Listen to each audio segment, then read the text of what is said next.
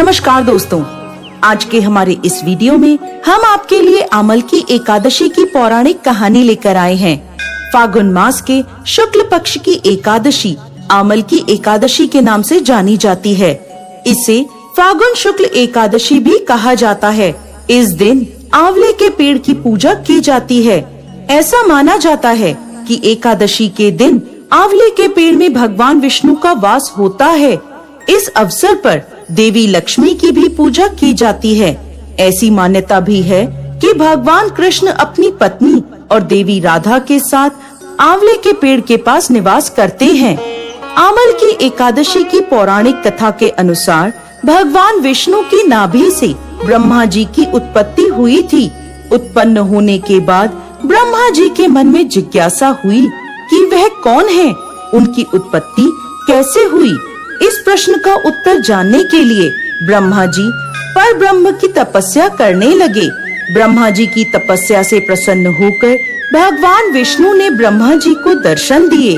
विष्णु जी को सामने देखते ही ब्रह्मा जी की आंखों से आंसुओं की धारा बहने लगी। ब्रह्मा जी के आंसू भगवान विष्णु के चरणों पर गिरने लगे और उनके आंसुओं से आमल की यानी आंवले का वृक्ष उत्पन्न हुआ। भगवान विष्णु ने ब्रह्मा जी से कहा कि आपके आंसुओं से उत्पन्न यह आंवले का वृक्ष और फल मुझे अति प्रिय रहेंगे। जो भी आमल की एकादशी के दिन आंवले के वृक्ष की पूजा करेगा, उसके सारे पाप समाप्त हो जाएंगे और व्यक्ति मोक्ष प्राप्ति का अधिकारी होगा। तभी से आमल की एकादशी के दिन आंवले के पेड़ की पूजा की जाने लगी।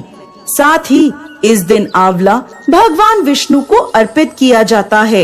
इतना ही नहीं, इस दिन खुद भी आंवला ग्रहण करना बेहद फायदेमंद होता है।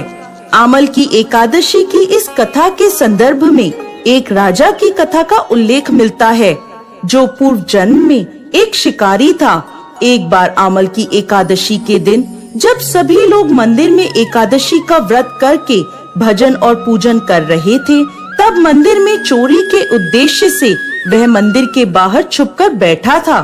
मंदिर में चल रही पूजा अर्चना देखते हुए वो लोगों के जाने का इंतजार कर रहा था।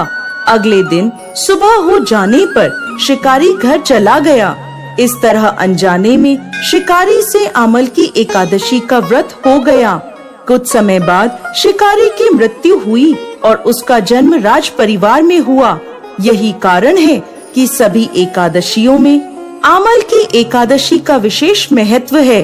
इस तिथि के महत्व को बताते हुए भगवान श्री कृष्ण ने गीता में कहा है, मैं वृक्षों में पीपल तथा तिथियों में एकादशी हूँ। एकादशी तिथि मनुष्यों के लिए कल्याणकारी है। आमल की एकादशी की महिमा को बताते हुए श्री कृष्ण कहते हैं, जो व्यक्ति स्वर्ग और मोक्ष प्राप्ति की कामना रखते हैं, उनके लिए यह एकादशी अत्यंत श्रेष्ठ है। जो भी इस दिन आंवले के पेड़ की पूजा करता है, उसे सभी देवी देवताओं का आशीर्वाद प्राप्त होता है। जय श्री हरि विष्णु।